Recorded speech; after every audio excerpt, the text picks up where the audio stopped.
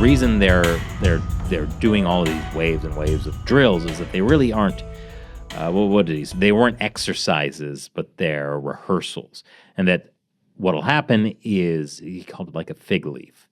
That someday there'll be a drill, but it will be real. It'll be a real invasion. It'll just catch everyone completely off guard.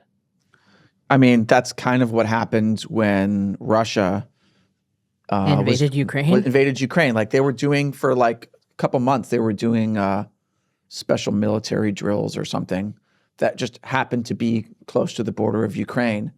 And they were insisting that they were just drills. And a lot of people in the US, I remember seeing these like op-eds in the media of like, oh yeah, like nothing to worry about here. These are just drills. Well, the Biden administration was screaming, "This is real." Yeah, that's true. But like there was a lot of disbelief about it. Yeah. Like, come on, how could a Russia invade Ukraine? Like that seems crazy, even though they did it in 2014. And it only happened like 2 or 3 times before the full-scale invasion. So, I mean, I think that the thing to cement in every American's mind is that the Chinese Communist Party absolutely wants to take Taiwan, and they will take it by any means necessary as long as they think there's a reasonably good chance they can get away with it. Well, not even necessarily a reasonably good chance to get away with it. I forget who we had on, but they made the point that if Xi's position is so desperate, like if he thinks like, oh, 90% chance I'm going to get purged, he might gamble on a Chinese invasion of Taiwan. If he thinks he's got like, even if that's a 15% chance of success, that's still better than the odds he's got.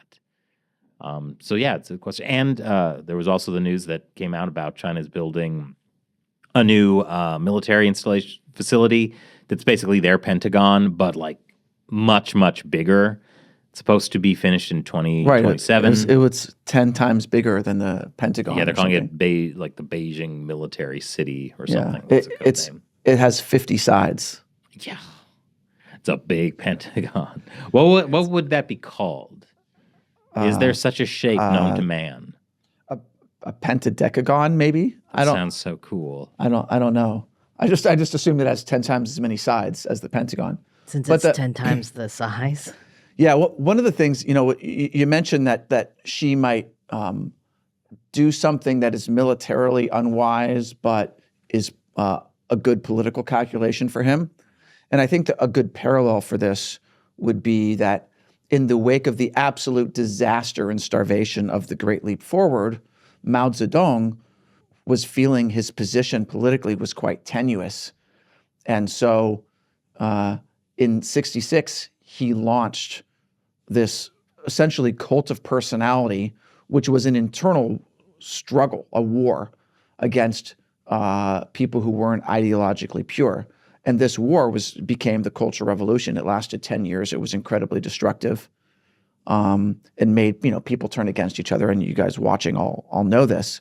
But it was a total disaster economically for the country. It destroyed lives, families. Education was put basically on hold for a decade. And it was all done because Mao needed to get people to worship him to give him a better political position. So it's a crazy thing to imagine a world leader in a democracy doing, because it wouldn't work. But in China, things are just at that level of crazy that they could work. And I just want to point out that you're right, and it's a very serious possibility that Xi Jinping could just take a crazy gamble. And then, but a war with Taiwan won't necessarily be won or lost. It could be a really long-term stalemate like we've seen in Ukraine for the last, has it been 3 years of this crazy war in Ukraine now? It's just been largely a stalemate that's cost, millions of lives, hundreds of billions of dollars. It's so tragic. And it's for nothing, just like what this Taiwan thing will be. Yeah, a Pyrrhic victory. I think, well, here's the question. If the U.S. Indo-PACOM commander thinks that, this one day it's not going to be a drill, what are we doing about it? That is a good question. I mean, not just like talking about it, but like what is the U.S. actually doing about this? Well, what is Taiwan doing about it too? Yeah. And that is the bigger problem, that the U.S. could be doing a lot better job. Taiwan could definitely be doing a better job. Yeah, I think it's like taking the threat seriously. It's not just taking the threat seriously, but things like overall how the U.S. military is positioned for a possible naval war with China. Mm-hmm. Right? Like we've had people on here talking about how we can't build warships anymore. Like we don't have any like shipyards. Like it's just like it's not looking great. We've drawn down a lot of our weapons for use in Ukraine. Like how prepared are we if a hot war happens? And it's not just in 3 years and 4 years and 5 years. Yeah. Well, one of the reasons 2027 is brought up a lot is because that's the 100-year anniversary of the founding of the People's Liberation Army. And that's, the Chinese Communist Party loved these politically sensitive dates for these kind of actions. But it doesn't have to be. It doesn't have to be.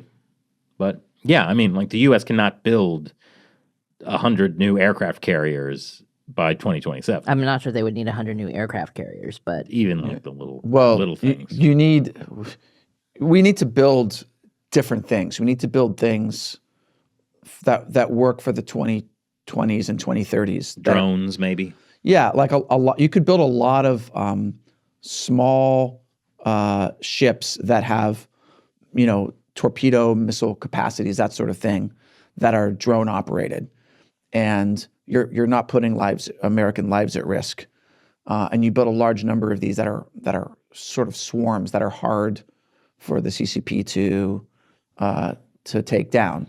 Unfortunately, I think China's a little ahead of the U.S. They are absolutely ahead of these things, but like America could create shipyards, and we have people who would work in those shipyards who already have some good level of skill, who could be trained to do this and build these craft, and you could station them around Taiwan so that if and when the fig leaf comes off, there's already craft that are ready to deal with this, and you don't have to station that many troops. I mean, you'd have to obviously have troops in Taiwan who are, behind the controls, but you don't need to actually physically be in harm's way and danger there. And it also doesn't have to be military. It's, as long as the United States understands that the Chinese Communist Party is a threat and an enemy, there's a lot that can be done economically. Like the tariffs are a good thing, targeting the de minimis trade exemptions. All of these, cutting off the flow of money to the Chinese Communist Party at this critical time for them, that could have a really big impact. And cutting off our dependency on cheap Chinese goods. I mean, that's a huge thing. I think people like to pretend that there's not going to be any downside to some of these actions, or like if there is a downside, there's always the idea that like, oh, well, the American people won't tolerate, the downside of some of these actions, like the tariffs and stuff like that, because things will get more expensive. But that's not necessarily true. Yeah. I think that, honestly, Americans are much tougher than they're given credit for in the media. Like, look at how Americans really stepped up during World War II after being attacked by Imperial Japan. Like, people really came together. Manufacturing took off really quickly. I mean, there's already manufacturing to help Europe in the war. Which also, happened very quickly. Like I think that Americans will step up to the plate.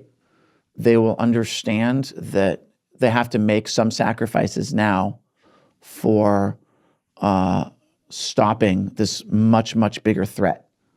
I really do have faith that we can do this.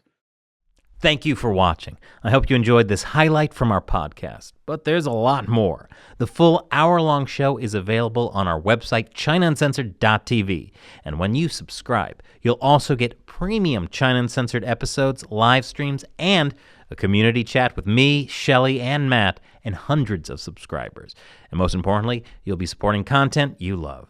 Check it out. The link is below.